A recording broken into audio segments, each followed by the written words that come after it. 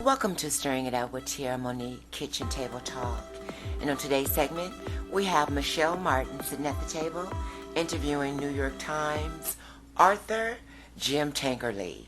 Let's talk about it on the other side. Now, as tens of millions of Americans remain jobless, President Trump continues to claim that the economy has been the strongest ever on his watch. Well, our next guest disagrees. Jim Tankersley is an economics reporter who's now written a book called The Riches of This Land, which tells the story of what happened to America's middle class. Here he is talking to our Michelle Martin about that and about why he thinks restricting immigration to boost wages is a myth.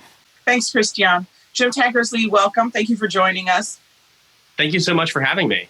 I want to talk about the book, obviously, because it's a decade in the making. It ties together some of these really powerful trends in the economy that I think everybody has seen, but didn't necessarily understand.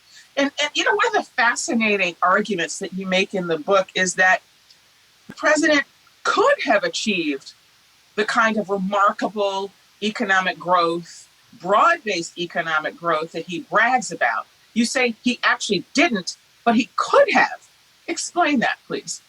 Well, I think we should start there with what the president promised and what he actually delivered. The president promised that he was going to have the economy growing at 4, 5, even 6% a year. He promised he was going to pay off the entire national debt in 8 years. He promised he was going to bring millions of jobs back from China and Mexico. None of those things have happened. What the president did instead was preside over for 3 years the tail end of an economic expansion that he kept going with fiscal and monetary stimulus, and which produced very similar results to the second terms of George W. Bush or Barack Obama in terms of economic growth and employment growth. Just so happens that President Trump started in a much better position than either of those presidents had started.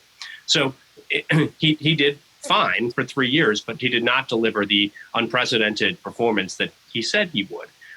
The argument in the book, though, is that the president wasn't really focused on what we know from American history is the secret formula to creating broad-based prosperity that lifts millions of people into the middle class.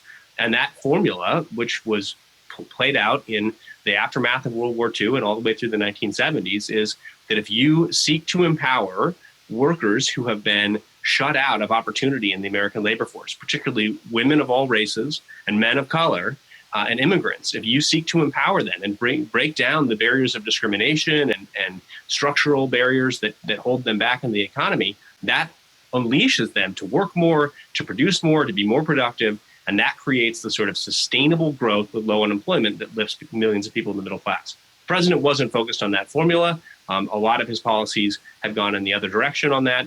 And so I think he's missed an opportunity to repeat that success. All right, everyone, that wraps it up for this segment of Stirring It Up with me, Tierra Monique. This is a 1 of 3 part series. So if you enjoyed this video, please express yourself in the comment section. Hit the like and subscribe to become a friend. Until next time, and there will be a next time, take care of yourself. Bye.